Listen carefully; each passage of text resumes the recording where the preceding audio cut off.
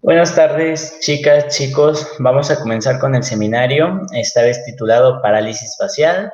Me presento, mi nombre es Brandon Lira, soy licenciado en Acupuntura Humana Rehabilitatoria de la Universidad Estatal de Vallecatepec y pues vamos a continuar con el seminario, ¿vale? Vamos a ver, ¿qué es la parálisis facial? La parálisis facial consiste en la pérdida total o parcial de movimiento muscular voluntario en un lado de la cara. Se produce por el fallo en el nervio facial que no lleva las órdenes nerviosas a los principales músculos de la cara. Entonces, como tal, pues el término parálisis facial, como bien lo dice, se va a paralizar una parte de la cara, pero va a depender la topografía, las zonas de lesiones que nosotros podemos encontrar, las zonas donde ya no hay conexión nerviosa que haga la contracción, la relajación de los músculos de la gesticulación y entonces el paciente se ve asimétrico. Pero puede variar la parálisis facial. Tenemos diferentes tipos de parálisis facial. Para entenderlo un poco más, nosotros tenemos que enfocarnos en lo que sería la anatomía y la fisiología del nervio facial. Entonces, el nervio facial va a ser el séptimo par craneal. Este séptimo par craneal va a tener dos funciones, entre comillas, que va a ser una función motora y una función sensitiva. La función sensitiva principalmente es para la sensibilidad de la zona de la cara y la función motora es la encargada de movilizar los músculos. Sin embargo, va a tener otra función por lo cual se le va a llamar un nervio no mixto, sino complejo. Ya que cuenta con fibras eferentes y aferentes y funciones sensitivas y motoras. Una de las funciones por el cual se le llama complejo, pues es porque la inervación de 2/3 de la lengua y entonces también agarra estímulos del gusto. Contiene fibras eferentes que se le llaman ACG, que son eferentes somático-generales, que llevan información hacia la piel. Tenemos otras fibras que también son aferentes, que son ABE, eferentes viscerales específicas, que van a llevar información del gusto. Tenemos fibras eferentes que se le llaman EBE, eferentes viscerales específicas, que llevan información de los músculos de la mímica. Las EBG, que son eferentes viscerales generales y llevan información hacia las glándulas. Entonces, vean qué interesante es el nervio facial, ya que no solamente va a inervar los músculos de la mímica, sino que también va a inervar glándulas como las glándulas lacrimales, las glándulas sublinguales, que secretan saliva. La parótida no es inervada por el nervio facial, no le inerva el nervio facial, entonces no va a tener alteraciones la parótida en una parálisis facial. Para entenderlo más bien, nosotros debemos saber de dónde viene este nervio facial, dónde se desarrolla, cuál es su origen. Para esto, vamos a tener que hay dos partes dentro de su origen, un origen verdadero y un origen aparente. El origen verdadero se va a dar a nivel de lo que es el tallo cerebral o tronco cerebral, directamente en lo que va a ser los núcleos. Van a ser 3 núcleos principales: el núcleo motor del séptimo par craneal, el núcleo lacrimomuconasal y el núcleo salivar superior. De estos 3 núcleos que se encuentran en el tallo cerebral, van a desarrollar fibras que van a salir de ese tallo cerebral y entonces se le ve su origen aparente, que su origen aparente sería del surco medulopontino, donde sale del ángulo pontocerebeloso, es decir, donde está el surco del puente y de la médula oblongada. Ahí va a salir el nervio facial y va a ser cerca de lo que va a ser la estructura de la oliva. En esta imagen lo podemos ver. Aquí se pueden ver los 3 núcleos que forman el nervio facial y posteriormente la salida del tallo cerebral para iniciar un recorrido intracraneal dentro del cráneo. El trayecto intracraneal va a llevar un trayecto meatal, un trayecto laberíntico, un trayecto timpánico, una porción mastoides, una paratidoides, donde sale del cráneo por el agujero estilomastoideo, y que va a ser retroauricular. Entonces, como tal, el nervio facial también se va a acompañar de otro par craneal, que va a ser el octavo par craneal, que es el vestíbulo coclear, y su recorrido intracraneal va por el conducto auditivo. Posteriormente, saliendo del cráneo por el agujero estilomastoideo, se le llama así porque está en medio de la apófisis estiloides y la apófisis mastoides, del temporal, va a salir las ramificaciones terminales que van a inervar los músculos de la mímica. Las ramas finales va a ser el temporal, el cigomático, el bucal o maxilar, la mandibular y la cervical. Entonces tenemos 5 ramas finales. No lo confundan con el trigémino, que el trigémino contiene 3 ramas finales, mientras que el facial contiene 5 ramas finales y vamos a tener un nervio facial del lado derecho y un nervio facial del lado izquierdo. Como tal, estas 5 ramas que van a terminar del nervio facial van a inervar los músculos que nos van a permitir gesticular. Entonces, tenemos que las ramas finales del temporal van a inervar como mención de algunos músculos, los músculos temporales superiores, el músculo frontal, el músculo superciliar, el músculo orbicular de los ojos, que nos van a permitir el gesto de enojados. Las ramas finales del cigomático van a inervar el orbicular de los ojos, los músculos palpebrales, que nos van a permitir cerrar los ojos. Las ramas finales bucal o maxilar van a inervar los músculos perinasales, orbiculares de la boca, el músculo bucinador y el risorio, y nos va a permitir sonreír. Los músculos finales de la mandíbula nos va a inervar el orbicular de la boca inferior y nos va a permitir besar junto con algunos de los músculos de las ramas del maxilar, como es el bucinador. Las ramas finales cervicales van a inervar músculos del cuello, principalmente músculos suprayoideos, arriba de lo que es el hueso yoides, y nos van a ayudar a deprimir parte de lo que es los músculos inferiores de la boca. La parálisis facial, tenemos 2 tipos de parálisis facial y se dividen de acuerdo a su etiología. La palabra etiología, pues causa. Tenemos una parálisis facial central y una parálisis facial periférica.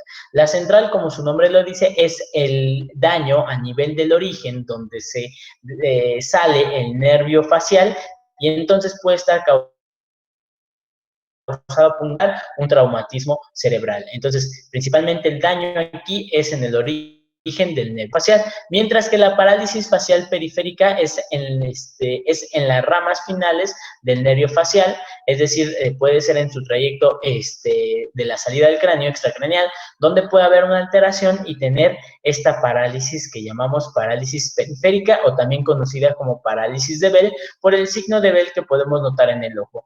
Esta parálisis anteriormente era clasificada como idiopática. La palabra idiopático sabemos que no se sabe la causa, es decir, no sabemos por qué se causó, pero aquí se acaba de desarrollar. Sin embargo, actualmente lo refieren, o la etiología lo refiere como una alteración viral o de infecciosa.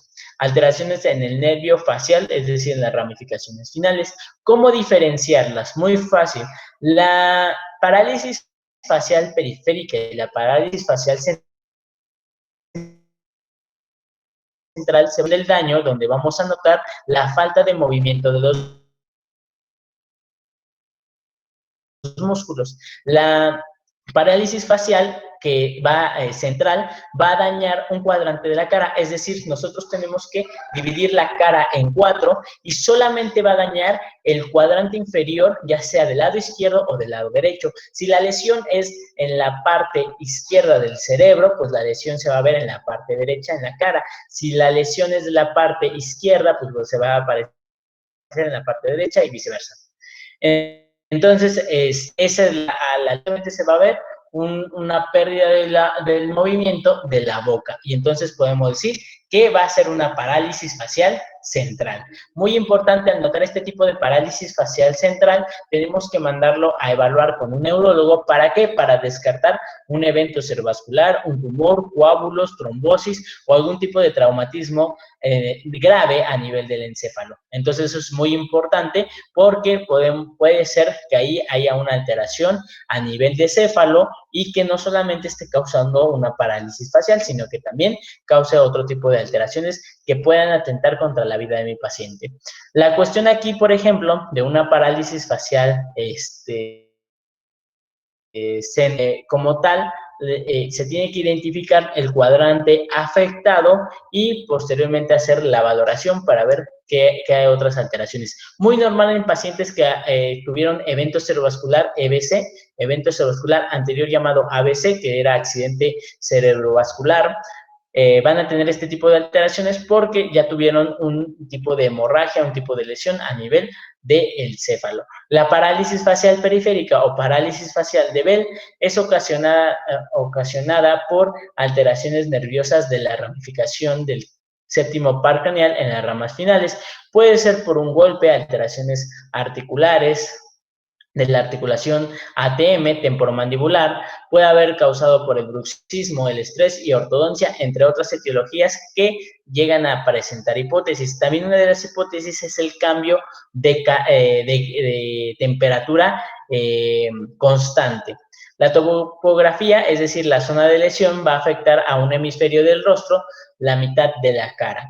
Puede haber dolor facial, pérdida o disminución del movimiento voluntario de los músculos faciales, ausencia de expresión, dolor en el oído y presencia de ruidos fuertes como tinnitus o acúfenos, ausencia de sensibilidad auditiva, pérdida o disminución del sentido del gusto, ausencia de la salivación o mucha salivación también, y puede haber mucho lagrimeo, por lo mismo de que no hay un cierre palpebral completo, el ojo se va a lubricar constantemente y va a generar algo que llamamos epífora, que va a ser el lagrimeo constante.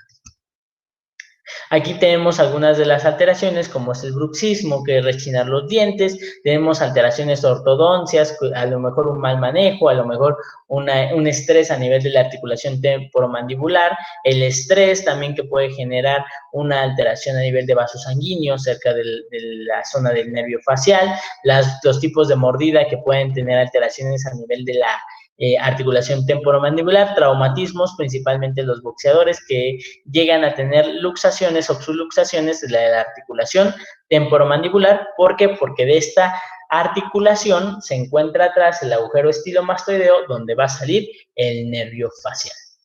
La etiología actual pues va a ser una alteración viral, es decir, algún tipo de virus, se relaciona mucho con virus del herpes zóster, que puede llegar a ocasionar parálisis facial, pero también algún tipo de infección, ocasionada como que ocasione una otitis, una infección bacteriana a nivel del oído, puede llegar a generar también parálisis facial. Por eso se les da antibiótico o antivirales en dado caso de que sea el caso. Algunos de los virus que se han identificado es el de herpes simple, que es el herpes bucal, mononucleosis, etcétera, por mencionar algunos. Para la medicina tradicional china, la parálisis facial se le conoce como viento.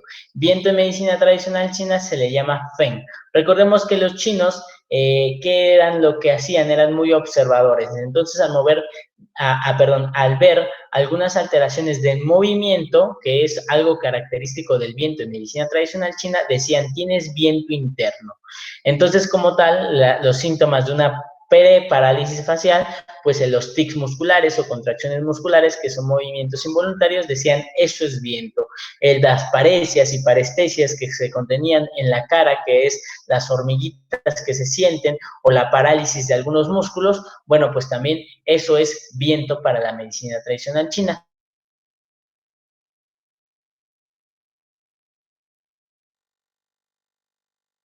Y el elemento que no le gusta el viento, ¿cuál es? Pues obviamente va a ser madera, ¿no? El hígado.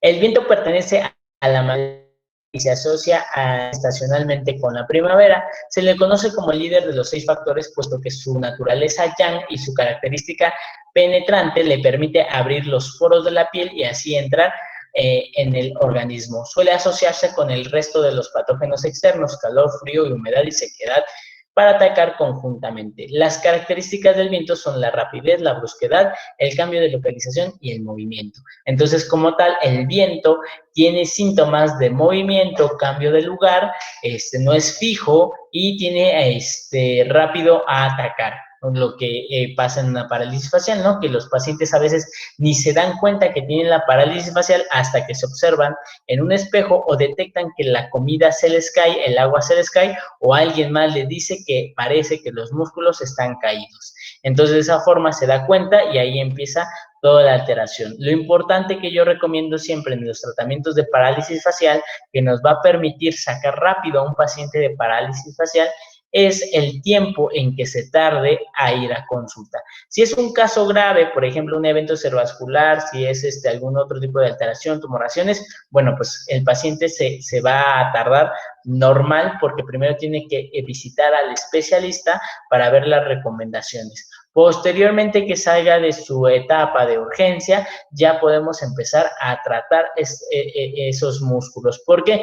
Porque entre mayor tiempo pase del inicio de una parálisis facial, pues vamos a tener un poco más de alteraciones a nivel de los músculos, la atrofia muscular, la disminución de riego sanguíneo y obviamente va a ser más difícil rehabilitarlos. Yo he sacado parálisis facial en 4 sesiones, aproximadamente una cada semana, es decir, en un mes un paciente de parálisis facial está completamente recuperado, pero aquí va a depender mucho de la voluntad del trabajo del paciente de parálisis facial, de realizar su rehabilitación en casa y obviamente pues el tiempo que se haya tardado en acudir a consulta.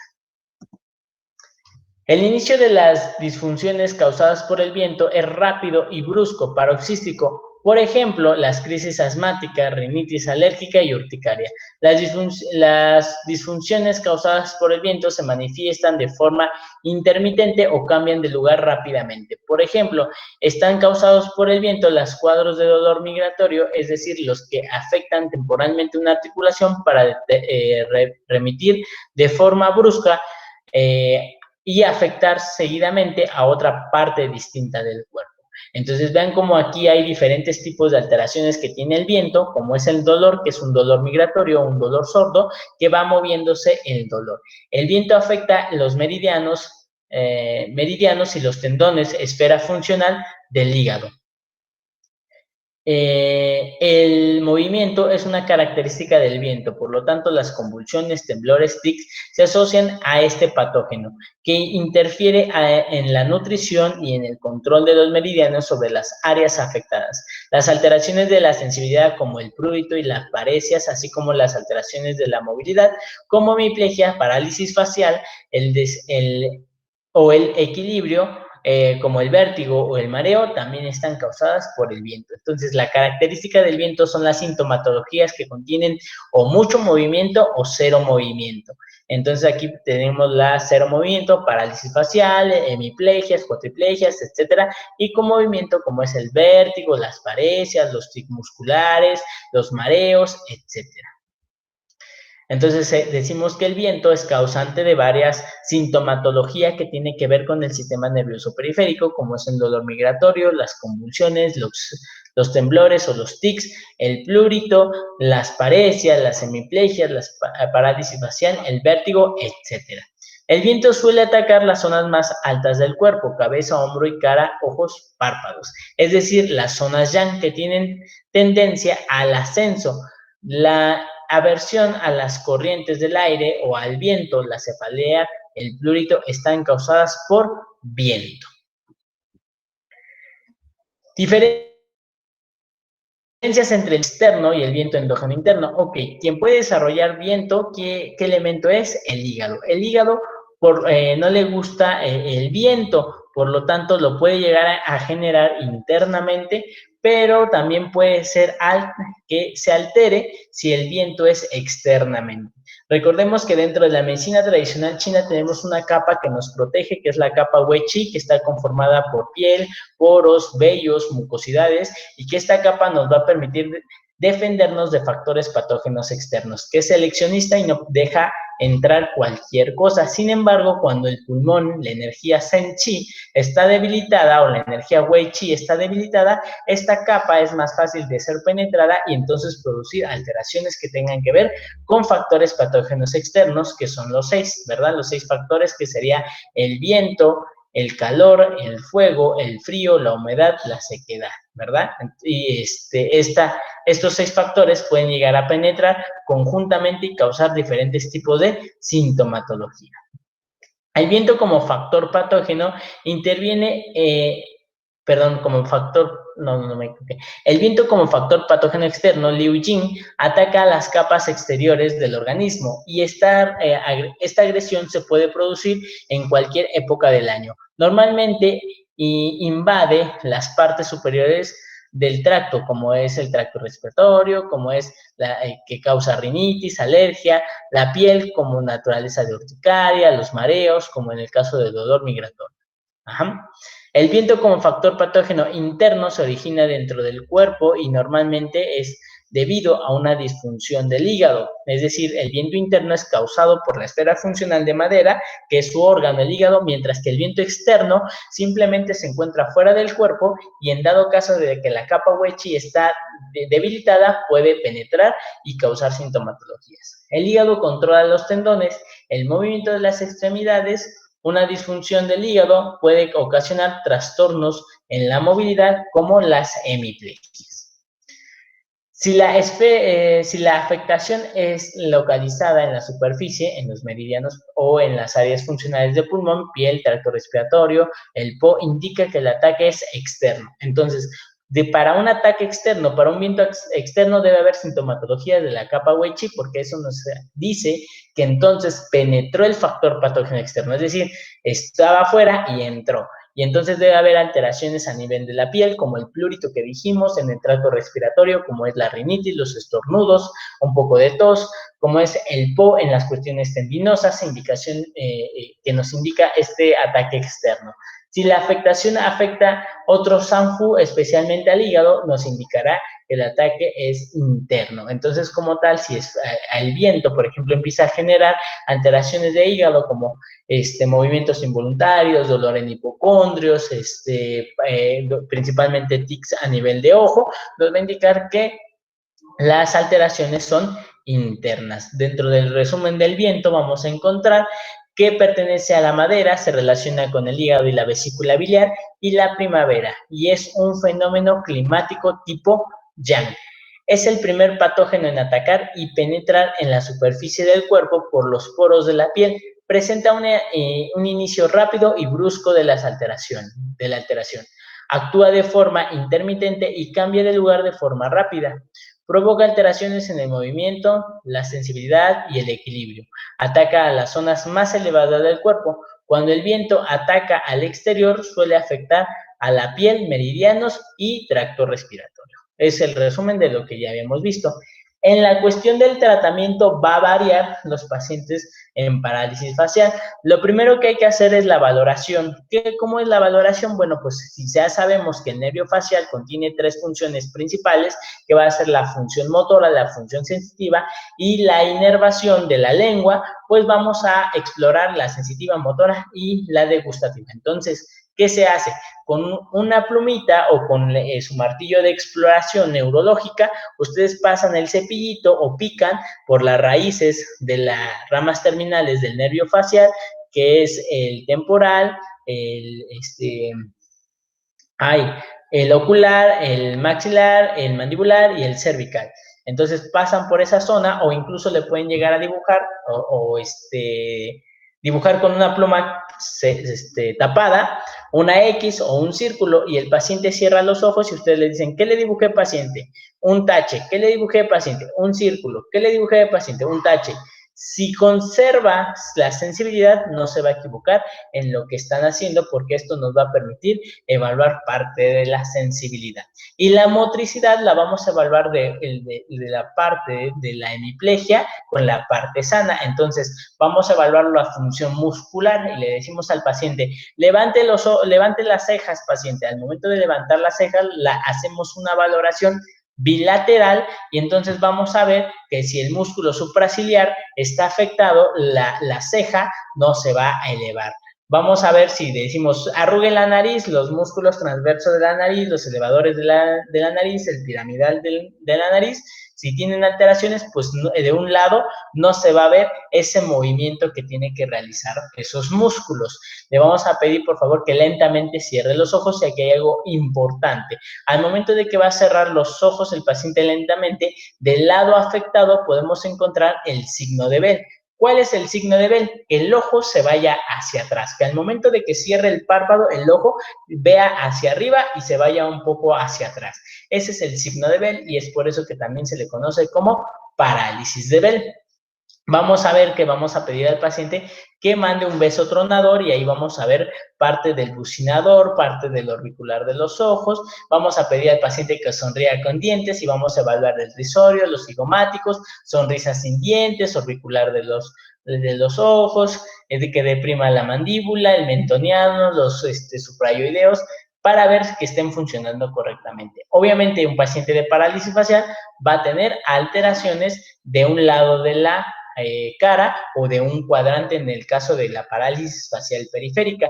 Y entonces vamos ahí a evaluar bilateralmente, es decir, voy a fijarme del lado sano al lado afectado, qué tanta alteración tiene la movilidad. Ya exploré sensibilidad, movilidad y falta parte de lo que es el gusto.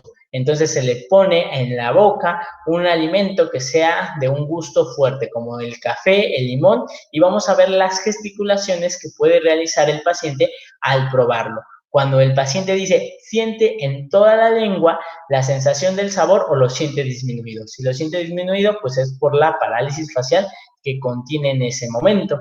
Los puntos o los tratamientos, el tratamiento que vamos a colocar es con acupuntura y lo colocamos en una forma, en un tratamiento local y un tratamiento distal o sistémico. En el tratamiento local, ¿qué es lo que vamos a hacer? Colocar ciertas agujas de acupuntura a nivel de los músculos para estimular la placa neuromotora que se encuentra afectada por el nervio facial. Entonces, para el supraciliar, es decir, el elevador de la ceja, nosotros estaremos utilizando el vesícula biliar 14. Aquí está, el vesícula biliar 14. Para alteraciones de los músculos palpebrales, de los ojos, vamos a utilizar el vejiga 2. ¿Por qué no vejiga 1? Porque vejiga 1 es más peligroso por encontrarse en el agúnculo interno superior del ojo. Entonces hay que tener mucho cuidado. Podríamos evaluar igual, podríamos colocar estómago 2 para músculos de los ojos, estómago 4 para auricular de la boca, estómago 7 para músculos cigomáticos, músculos de la masticación, intestino delgado 18 para cigomáticos y risorio, en dado caso de alteraciones auditivas, vesícula biliar 2, vamos a colocar también los puntos como intestino grueso 20 para el elevador de la nariz y también vamos a utilizar los puntos de estómago 5 y algunos extraordinarios como es el Tai Chi para ayudar a bajar el yang. Vamos a utilizar el Renmai 22 para los músculos mentonianos, el Dumai 24 para la sedación y en algunos casos podemos utilizar el Dumai 26 que es el Rensong para desbloquear ese hígado, ¿verdad? Los puntos distales, como ya lo vimos, vamos a utilizar puntos que me trabajen viento principalmente. Uno de los puntos que trabaja viento y que tiene cierta influencia en la funcionalidad de boca, ojos, nariz y oído es intestino grueso 4, GQ.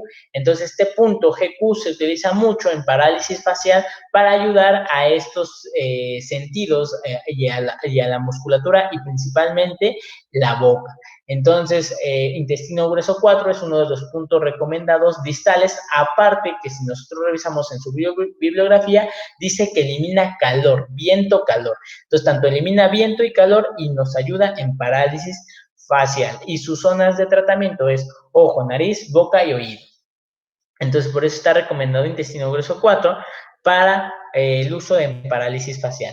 Chuchi es muy buen punto para viento, también expulsa el viento y no solamente expulsa el viento, sino que también se le relaciona como un punto que aumenta el sistema inmunológico. Por lo tanto, si es una parálisis ocasionada por algún tipo de virus, también lo podemos llegar a utilizar. Entonces, intestino grueso 11 saca viento y es recomendado en parálisis faciales crónicas. Si unimos los dos, le va muy bien a nuestro paciente. Otro punto que es para viento y tiene cierta influencia a nivel de los 5 sentidos es vesícula biliar 20, Feng Shi.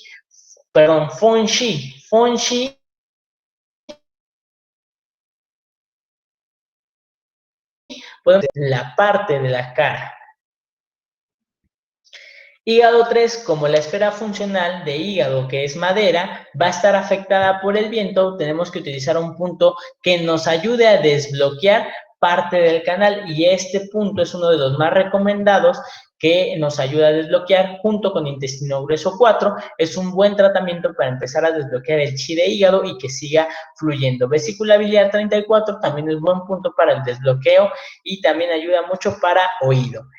Dentro de otras prácticas que podemos utilizar para la parálisis facial entra la craneoacupuntura. La craneoacupuntura como tal no tiene mucho tiempo que se desarrolló, aproximadamente en los años 70 se desarrolló esta técnica, que es la inserción de agujas de acupuntura a nivel de la cabeza, y es muy buena para alteraciones neurológicas, alteraciones que tienen que ver con ramificaciones nerviosas, y entonces se maneja por áreas y no por puntos. Y tenemos el área motora, que nos va a ayudar principalmente a la zona de movilidad de los músculos. Esta área motora se va a dividir en quintos, que a su vez se divide en tercios. Un quinto inferior, es decir, en la parte más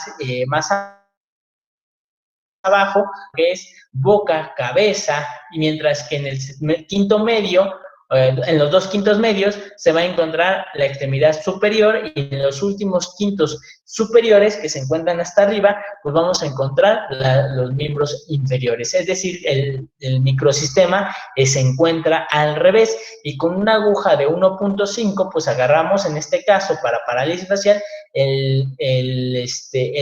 los dos quintos inferiores para estimular lo que es cara y cabeza en parálisis facial. Aquí está, un quinto superior en parálisis, no es cierto, aquí, un quinto inferior en parálisis facial, afasia motora o de Broca, y ahí a arteriosclerosis cerebral y esclerosis múltiple. Entonces lo podemos llegar a colocar, pero también podemos llegar a colocar lo que serían la área sensitiva. La área sensitiva o sensorial se va a encontrar a un zoom o a 1 centímetro por atrás aproximadamente de la línea motora.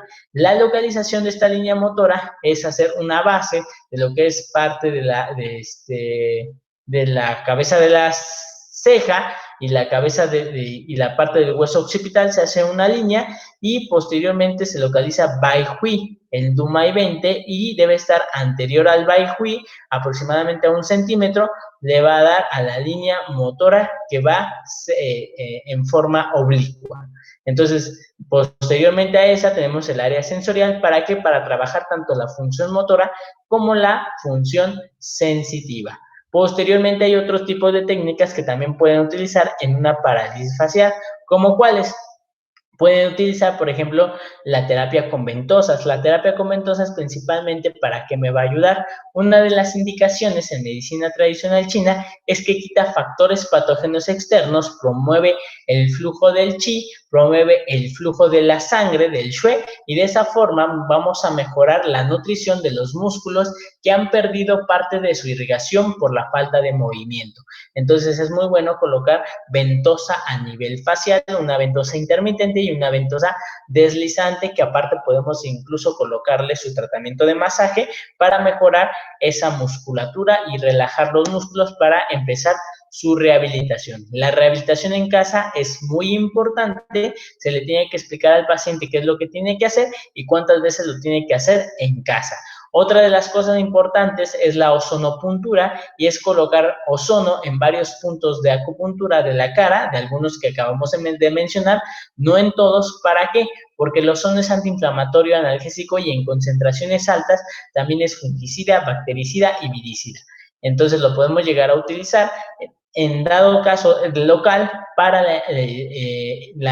hacer una vasodilatación y mejorar la irrigación de la zona. Aparte que tiene un efecto a nivel del eritrocito, que lo va a hiperoxigenar y también va a promover el flujo constante de sangre. Entonces, esas técnicas son las que nos van a ayudar a que el paciente salga mucho más rápido de su consulta, de su padecimiento.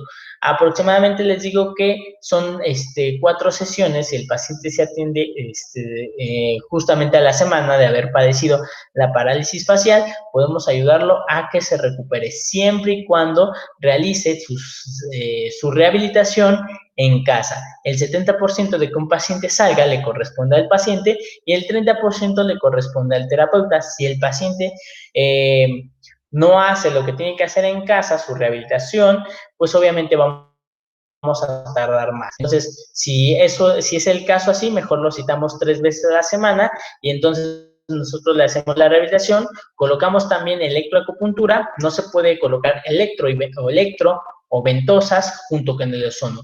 Tanto ventosas está contraindicado con el ozono como el electro está contraindicado con el ozono. ¿Por qué? Porque el ozono como tal se descompone en temperaturas altas y también se descompone con corrientes eléctricas. Entonces, no estaríamos haciendo nada con el ozono si colocamos ventosas o electroestimulación. Por lo tanto, una sesión ozono o la otra sesión ventosas y electro. Y el electro nos va a ayudar principalmente a estimular esta placa neuromotora para que se recupere la alteración de la parálisis facial que se pueda a nivel de la musculatura. Como tal, es una de las terapias principalmente en acupuntura. Pueden utilizar agujas desde 1.5 hasta agujas de 1 Sun o las faciales de un 0.5 Sun.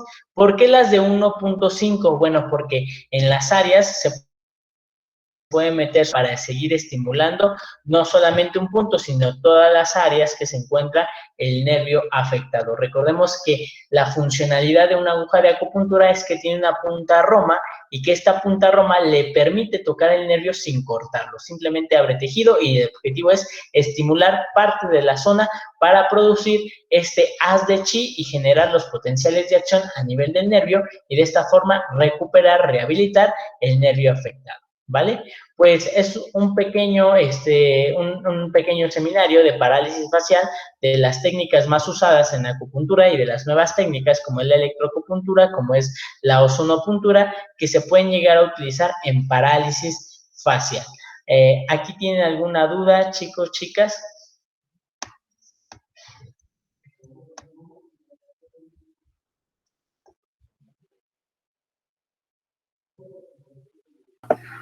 Sí, buenas tardes. Buenas tardes. Una pregunta. Comentas que de alguna manera anticipadamente tiene que estar con con una visita con un neurólogo.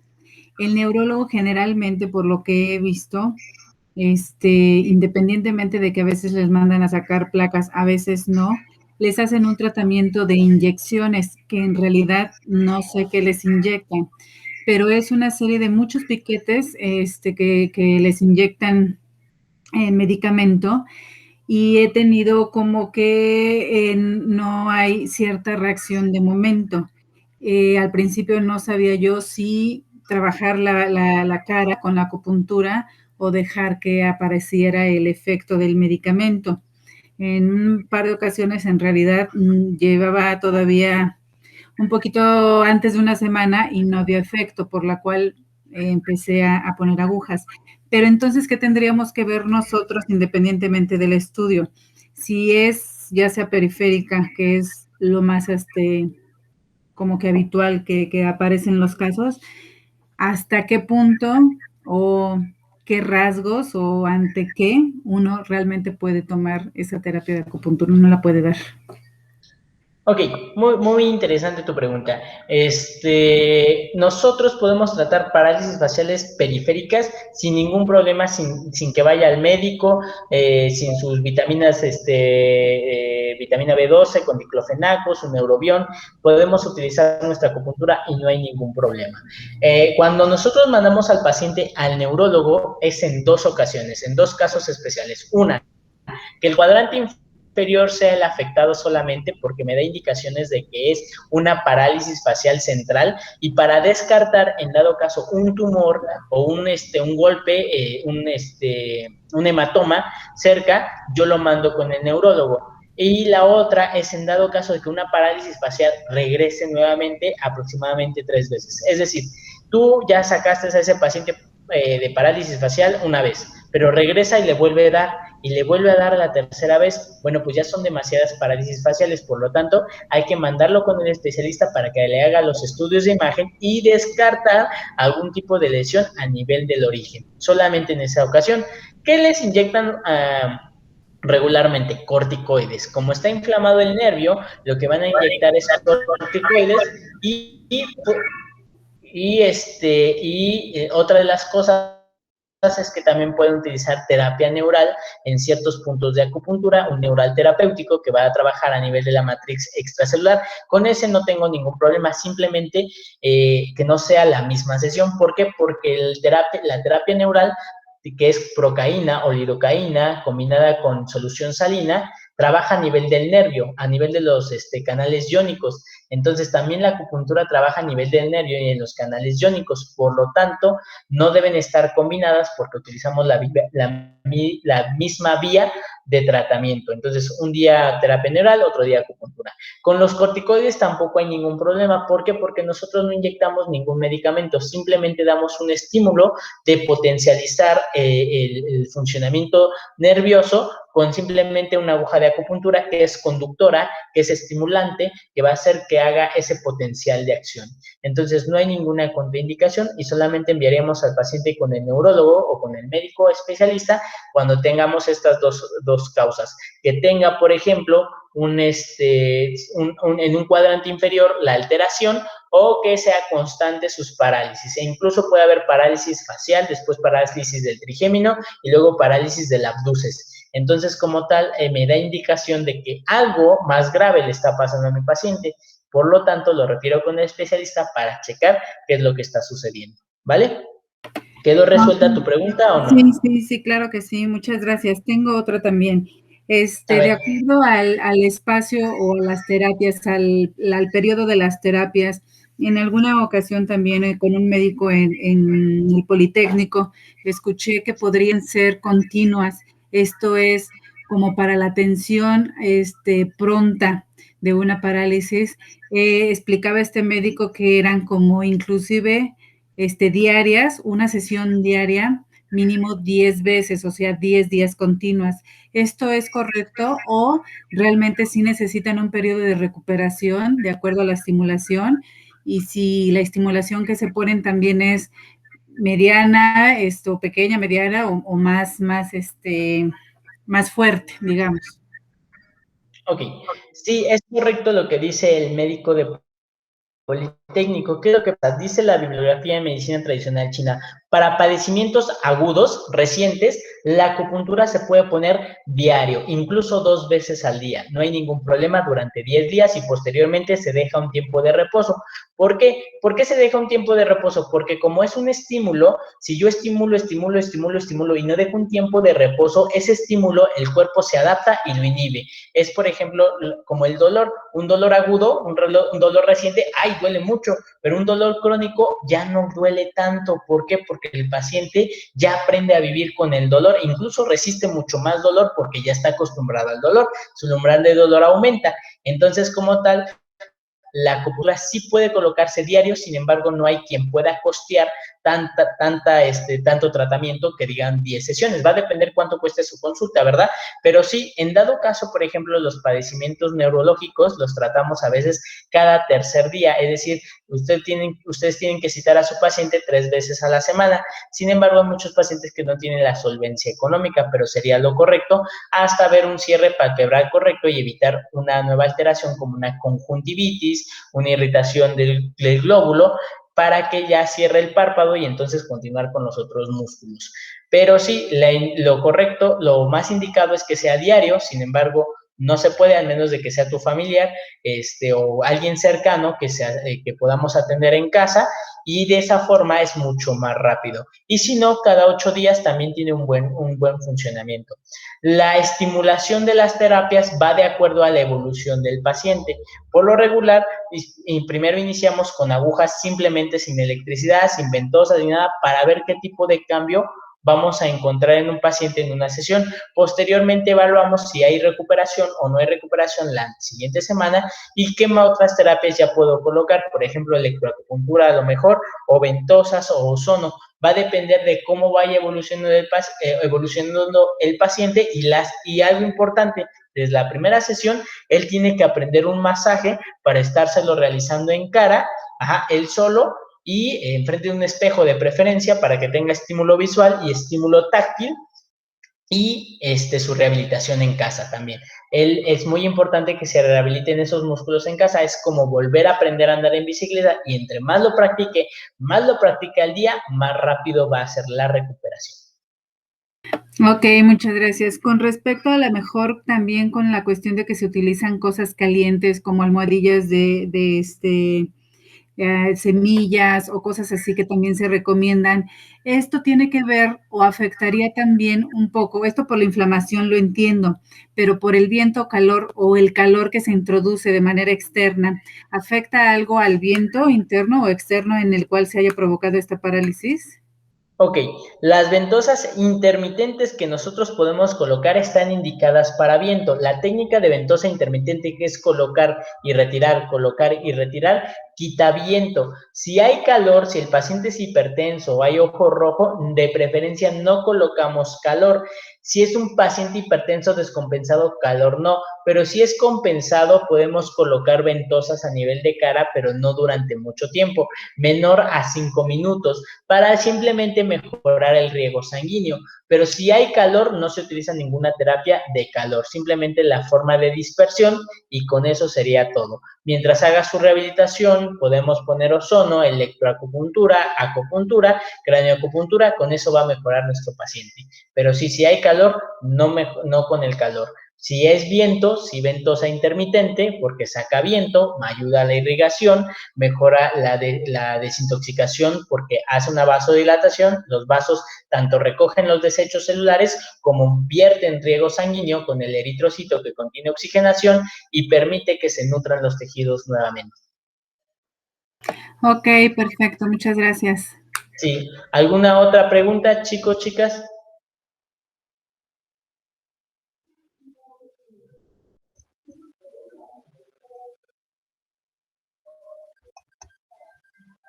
Ok, pues si ya no hay más preguntas, doy por terminada la sesión del seminario y nos estaríamos viendo después en otro seminario, ¿vale? Que tengan muy bonita tarde, muy bonita noche y nos estamos viendo. Bye. Gracias igualmente. Bye.